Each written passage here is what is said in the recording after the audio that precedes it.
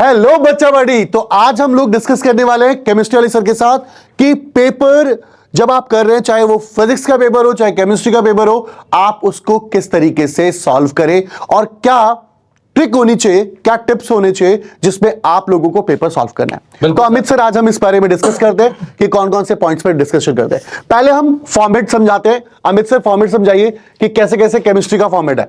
देखिए बेटा, केमिस्ट्री और फिजिक्स का फॉर्मेट बिल्कुल ऑलमोस्ट सेम ही रहता है। सेक्शन ए के अंदर आपके पास एमसीक्यूज और असर्शन रीजनिंग के क्वेश्चन आते हैं जो 1 मार्कर होते हैं, ठीक है। सेक्शन बी के अंदर आपके पास 2 मार्क्स के क्वेश्चन आते हैं और सेक्शन सी के अंदर 3 मार्क्स के क्वेश्चन है।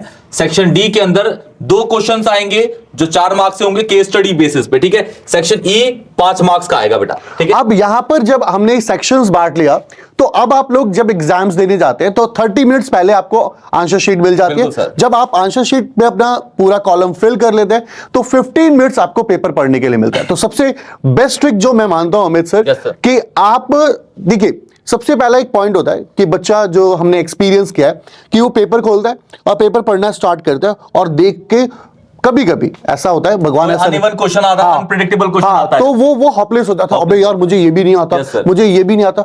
बट मैंने ये ऑब्जर्व किया है कि जब आप पेपर सॉल्व करने लगते तो वो धीरे धीरे चीजें नॉर्मलाइज होने लगते। तो इसके लिए एक ट्रिक यूज की है अमित सर मैंने, कि मैंने कहा है कि जो 15 मिनट मिल रहा है उस 15 मिनट्स में आप लोग एमसीक्यूज को सॉल्व कर ले। आप पूरा पेपर ना पढ़े, पहले एमसीक्यूज को सॉल्व कर ले। कई लोग कहते हैं यार पूरा पेपर एक बार देख लो, कौन कौन से क्वेश्चन आपको अटेम्प्ट करना है। नो, आप पहले एमसीक्यूज को सॉल्व कर ले। मैं कहता हूं सर, मान लीजिए यहाँ पे 18 क्वेश्चन है आपके पास। 18 क्वेश्चन में से आराम से जो आपको आता है आप बेस्ट तरीके से सॉल्व करिए। एंड उसके बाद अगर ये सॉल्व हो जा रहे हैं तो उसके बाद सेक्शन डी यानी केस स्टडी वाला पार्ट सॉल्व करिए। एंड पेपर को उल्टा करके आप क्या कहते हैं, सेक्शन मतलब ई को आप सॉल्व करना स्टार्ट कीजिए। क्योंकि सेक्शन ई इसलिए क्योंकि सेक्शन ई के अंदर ना जो 5 मार्क्स के 3 क्वेश्चंस होंगे तो बहुत ज्यादा इजी क्वेश्चंस होंगे। देखिए बेटा, जो आपका बोर्ड का पैटर्न है ना, इसके अंदर 3 कैटेगरीज में क्वेश्चन आपके डिवाइड होते हैं। एक होते हैं बहुत सिंपल वाले क्वेश्चंस, ठीक है, जो 40% के अराउंड होते हैं, ठीक है। आपके 50% क्वेश्चन जो होते हैं वो मॉडरेट होते हैं, मतलब एवरेज होते हैं। लेकिन 10% क्वेश्चन जो होंगे आपके वो थोड़े टफ टाइप में होते हैं। मतलब समझ गए आप लोग क्या कह रहे हैं, ठीक है ना। तो मैंने जनरली, पता है क्या है सर, बच्चे एक चीज को लेके बहुत परेशान होते हैं कि फिजिक्स में न्यूमेरिकल। नहीं बेटा, आप कितने ही पेपर, सैंपल पेपर्स को उठा के देखेंगे तो अराउंड मैक्सिमम, बता रहा हूं, मैक्सिमम 15 to 17 मार्क्स मैक्सिमम हो गया कि इसके न्यूमेरिकल्स होंगे। और उसमें से भी जो न्यूमेरिकल्स आता है, जो सीबीएसई देता है, ऐसा नहीं कि बहुत टफ लेवल का न्यूमेरिकल देता है, वो आपके फॉर्मूला बेस्ड न्यूमेरिकल्स होते हैं और ज्यादा फंसने वाले नहीं होता।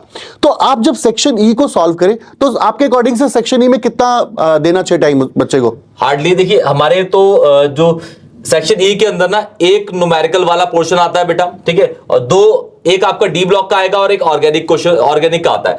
तो हार्डली लगा लेंगे तो 25 मिनट के अंदर आपका ये 15 मार्क्स का क्वेश्चन हो जाता है। बट मेरे फिजिक्स की बात करें तो इस सेम ऐसे ही पैटर्न है। 2 मोस्ट इंपॉर्टेंट डेरिवेशंस होती हैं हमारी और एक न्यूमेरिकल सेक्शन देता है वो, और कभी कभी तीनों ही डेरिवेशंस दे देता है।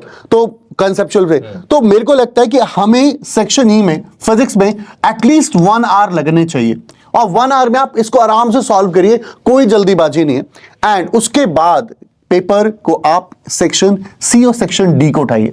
सेक्शन सी और बी को। सेक्शन सी में मैं आपको बता रहा हूं, मॉडर्न फिजिक्स से लेकर क्वेश्चन आ जाता है जिसमें एक आध न्यूमेरिकल्स होते हैं आपके, बहुत नॉर्मल वाले, हमने ऑलरेडी चैनल्स पे पढ़ा रखे हैं, आप उसको देख सकते हैं। अब सेक्शन बी में भी सिंपल से क्वेश्चंस होते हैं, तो आप इसको सॉल्व करिए और इस पे आपको अराउंड 1 आवर देना है। अब सर यहां 1 आवर चला गया एंड 30 मिनट्स में जो आपने पहले सॉल्व कर रखा था उसे लिख दीजिए और बाकी के जो 30 मिनट्स बचते हैं और या जो भी आप टाइम बचा पाते हैं उसमें आप जो नहीं आ रहे थे क्वेश्चन उस पर दिमाग लगाइए। यहां पर आप इस तरीके के ट्रिक में आप क्लियर हो गए। अब देखिए बेटा, केमिस्ट्री में ना, जैसे मैंने आपको बताया कि 10% जो क्वेश्चन होते हैं वो टफ होते हैं। मैं आपको बताता हूं कि किस तरीके से क्वेश्चन आते हैं और किस सेक्शन में वो बिलोंग करेगा, ठीक है। आपका ई सेक्शन से ना आपको बिल्कुल बिलोंग नहीं करता, वो बिल्कुल मॉडरेट क्वेश्चंस होता है, ठीक है। अच्छा, इसके अंदर देखिए, अगर आप 70 नंबर का पेपर है तो 10% लेंगे, मतलब 7 मार्क्स का जो पेपर होता है वो आपका थोड़ा टिपिकल टाइप का होता है, ठीक है। वो आपका बिलोंग करेगा इससे, यस सर, यस सर। एक क्वेश्चन इससे बिलोंग करता है, एक क्वेश्चन, ठीक है, एक क्वेश्चन इससे बिलोंग करेगा, ठीक है, और आपके 2 इससे एमसीक्यू से 1 बिलोंग करता है, असर्शन रीजनिंग से 1 बिलोंग करता है। Same 7 as it is, number हाँ। के आपके टिपिकल क्वेश्चंस आते हैं, वो इससे आते हैं। 5 मार्क्स से तो आप भूल जाइए, अगर आपने पढ़ा हुआ है ना बेटा, तो आप उसको बहुत इजीली सॉल्व कर देंगे, और ऑर्गेनिक में एज सच कोई प्रॉब्लम आती नहीं है एज सच, ठीक है। और मेन टारगेट आपको पता है इस पे पहला होना चाहिए। जब भी आप स्टडी कर रहे हो तो आप सेक्शन ई वाले पार्ट को थोड़ा सा फोकस करिए, ताकि इस पे आपके 15 मार्क्स आ जाए। और यार अगर आपने नहीं भी पढ़ा है ना, थोड़ी बहुत कम पढ़ाई की है, तो इधर ना सीबीएसई मार्क्स दे देता है अगर आप लिख देते हैं, और सेक्शन ए में कुछ तो सॉल्व हो ही जाते हैं। तो इस तरीके से आप सॉल्व करेंगे तो मेरे को लगता है पेपर जाएगा बेस्ट।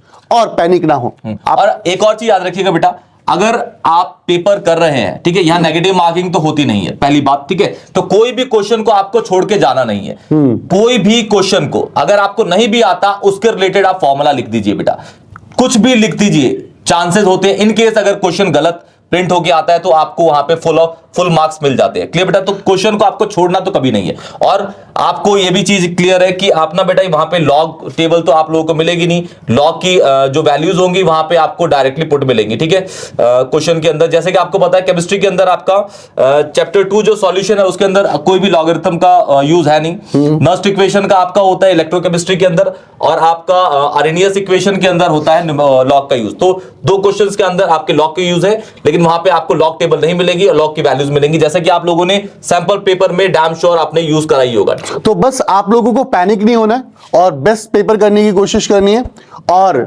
हम ये आशा करते हैं कि आपका पेपर बेस्ट जाए। ऑल द बेस्ट बेटा, all the best, bye bye मेरे दोस्त। Take care.